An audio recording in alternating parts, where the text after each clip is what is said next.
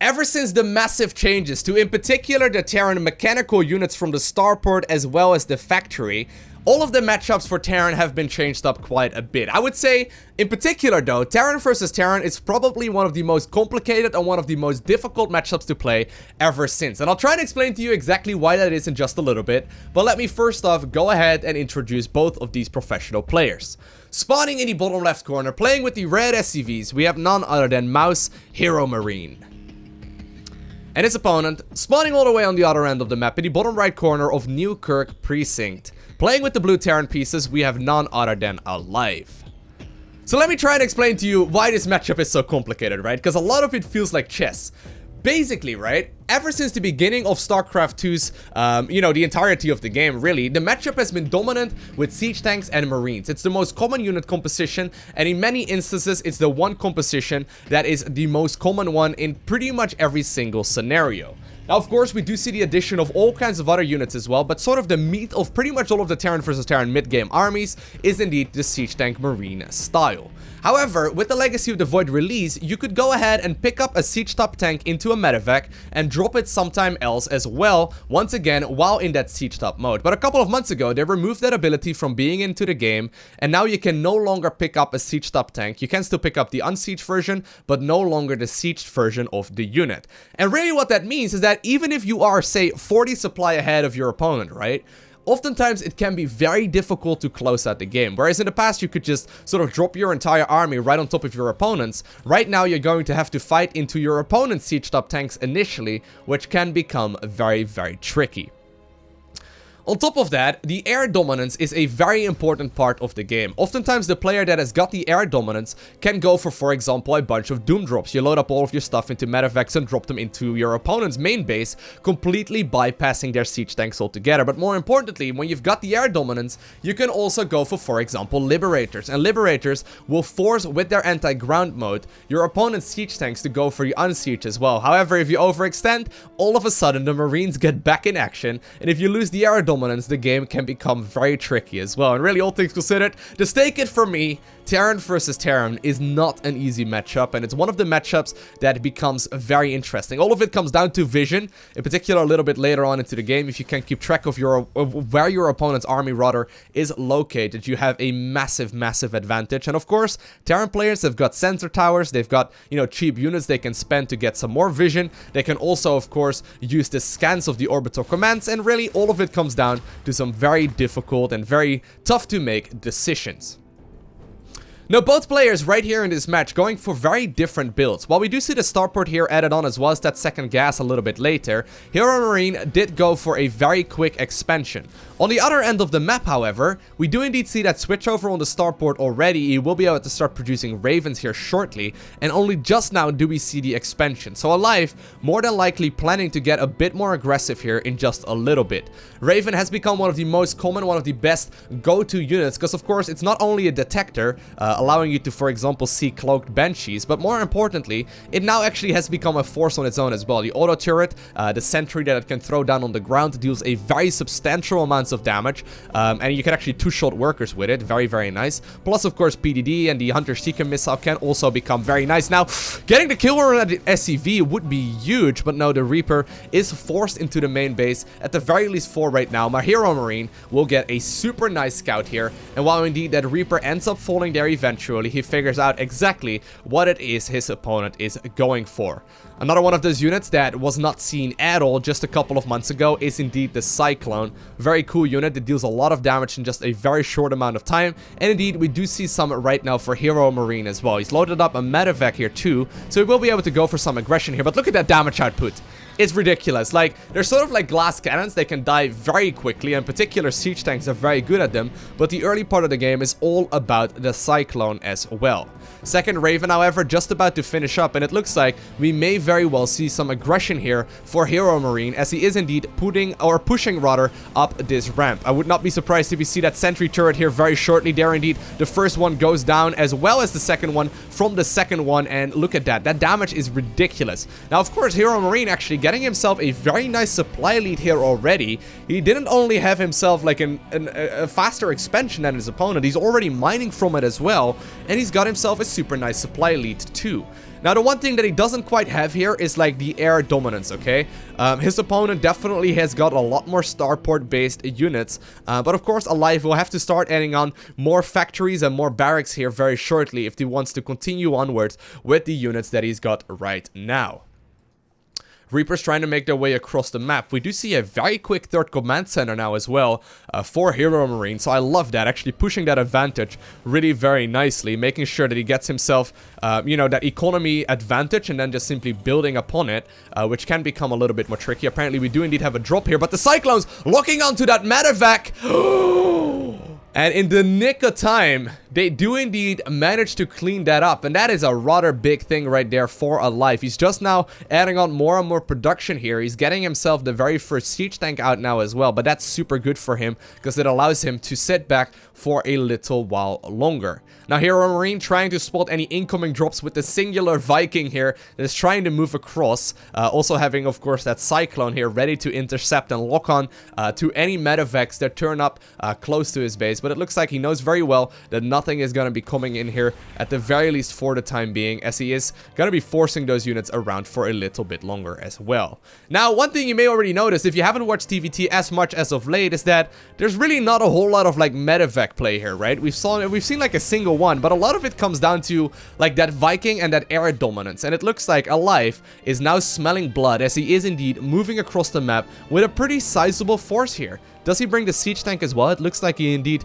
does decide to do so, but you gotta keep in mind, if he's gonna be the aggressor, he's gonna have to fight into his opponent's siege tanks as well, which can do a ton of damage indeed. There's quite a few Marines here ready to go as well. We see a major scan go down there, realizing that there's nothing left at home anymore, and this may very well allow HeroMarine to sniff out exactly what is going on. Now, of course, Alive may just very well go just simply for the contain here, try to prevent his opponent from really getting that third base expansion out, but look at that. Oh my god, here we go. The Raven's doing a very substantial amount of damage, going for those auto turrets at the front, and it doesn't just distract the siege tanks for a very long time, it also buys time for the siege tank in the back to do substantial amounts of damage. One of the things that also got changed up is indeed the anti-ground damage on that Viking, but it looks like HeroMarine does indeed have enough units here to hold on to his expansion for the time being, but not without taking 12 SCV losses, which of course is very nice, because for the first time in this game, right now, Alive has got himself a supply lead. He's following this up with an engineering bay as well as an armory, so he will be able to get himself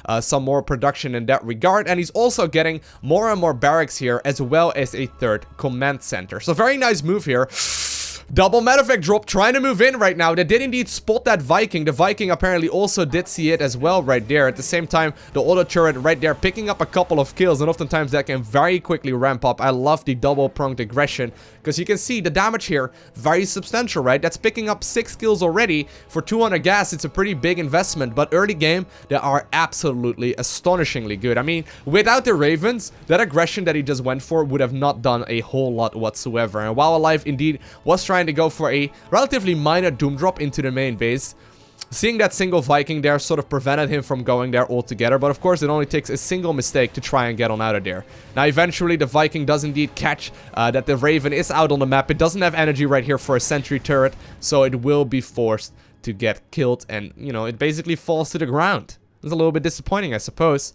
There is, of course, that third command center still out. It's been dropping mules for a little bit longer, and it's also been getting himself some scans here, too. Once again, major scan going down there will indeed spot that there are SCVs rallied towards the third base location. So HeroMarine will be aware of the fact that that third CC will be either finishing up really soon or already done at this point in time. And once again, we do see a major attempt here at some drops into the main base. And I mean, forcing those units, right, out on the map, seeing that singular Cyclone here apparently forces HeroMarine to go into the third base location with the majority of his army. And while there is a single siege tank there in the back trying to do whatever damage it can, all of the siege tanks of Alive are now indeed sieged up inside of the main base of his opponent. And this is equally difficult as well. There are plenty of Marines here to shield away against all of those units, and look at the damage. Target firing down with the siege tanks as well in the middle of these clumps of Marines, and so much damage is indeed being dealt. Alive grabbing himself a very substantial supply lead here as well, and while one Marine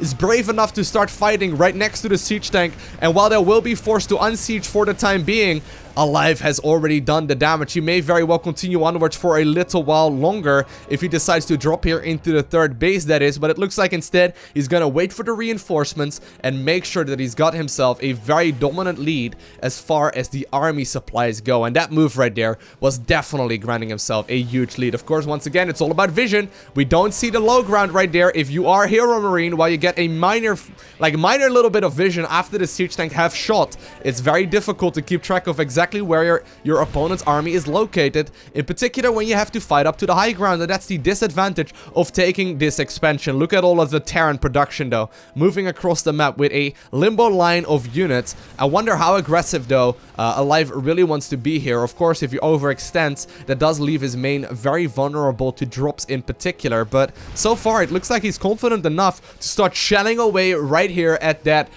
command center's SCVs. Of course, it is in vision radius right there, which is very tricky. You can see Alive actually picking up a little bit more vision there with that medevac, because of course siege tanks can shoot very far away. But here we go, Marines of, oh my god, Marines of HeroMarine trying to connect here. One of the siege tanks will end up falling. Second one not quite being gunned down, but with this many siege tanks up on the high ground, it's gonna be very difficult here for HeroMarine to really move onwards. But here you can see that stalemate, right?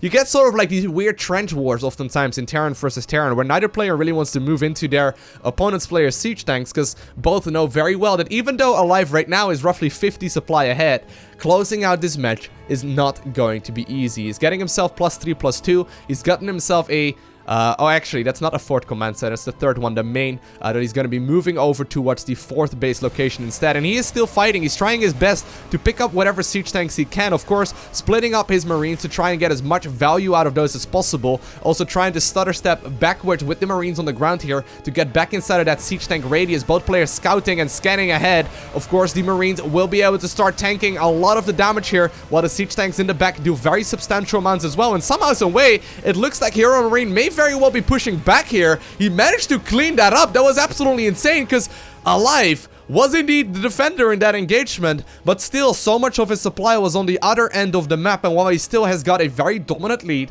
somehow Alive ended up losing a substantial amount of his forces, and HeroMarine has broken free, at the very least for the time being.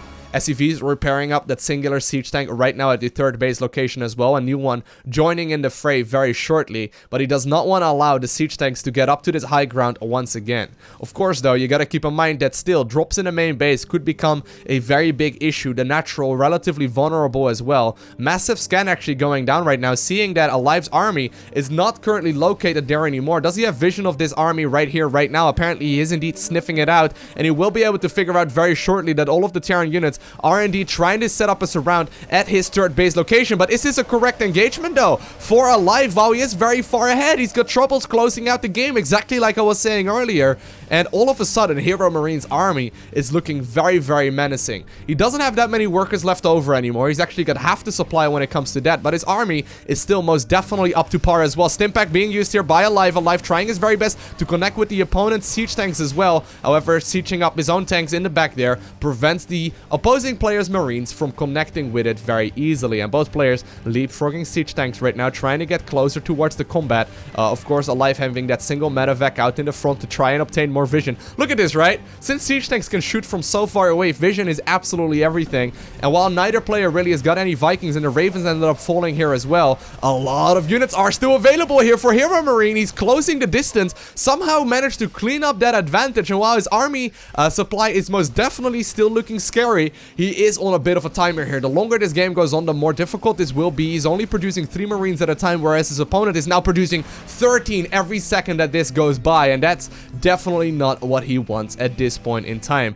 All of the Terran Marines though here from Alive most definitely once again caught in a really awkward angle, and somehow, some way, HeroMarine is making these fights work. Alive being a little bit sloppy right there with his movement, of course, not having as much vision as his opponent. And look at that. Somehow, all of these Marines managed to gun down a bunch of the medevacs, but more importantly, all of the army. And apparently, HeroMarine is now on the prowl. He's trying to close out this game at this point in time. Still roughly 30 to 40 supply behind during all of these engagements. But this is going to be tricky to attack into. Of course, these siege tanks are being leapfrogged forward. He's trying to make sure that he doesn't unsiege them all at once, but instead slowly moves them onwards to try and close the distance ASAP. But it's very tricky to get a proper engagement in. Beautiful movement here, though. Actually, the Marines trying to get a proper engagement off as well. The SCV is being pulled off the line here. Alive very well known, or very well aware that he can go ahead and lose some of them, but somehow HeroMarine is closing the distance here. He's got way more siege tanks than his opponent, but the Liberators are out. Liberators,